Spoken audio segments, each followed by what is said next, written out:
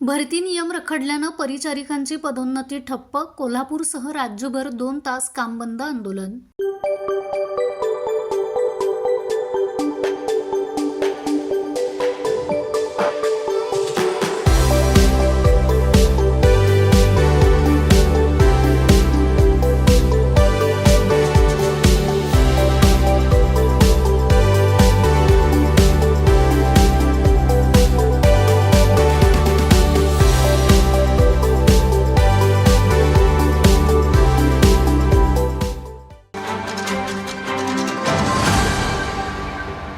सेवा भरती नियम अंतिम न झाल्यामुळे आता राज्यातील परिचारिकांची पदोन्नती गेल्या अनेक वर्षांपासून ठप्प झाली आहे. या अन्यायाविरोधात आज राज्यभरातील परिचारिकांनी आक्रमक भूमिका घेत 2 तासांचं लक्षवेधी कामबंद आंदोलन केलं.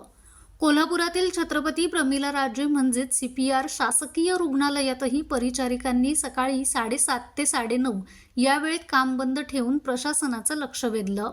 संघटनांच्या मते सन 1964 पासून सेवा भरती नियम हे केवळ मसुदा स्वरूपातच अडकून पडले आहेत.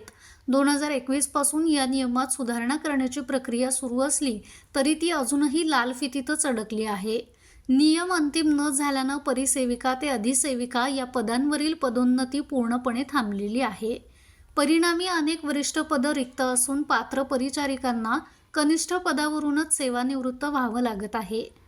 परिसेविका हे पद पूर्णपणे सेवा ज्येष्ठतेवरती आधारित असून विद्यमान नियमांनुसार ही पदोन्नती सहज शक्य आहे.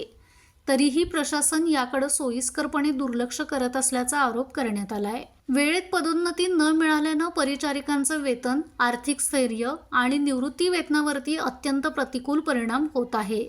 त्यामुळे सेवा भरती नियम तातडीनं अंमलात आणावेत, प्रलंबित पदोन्नती प्रक्रिया पूर्ण करावी आणि रिक्त पदांची भरती त्वरित सुरू करावी अशी जोरदार मागणी या आंदोलनाद्वारे करण्यात आली आहे.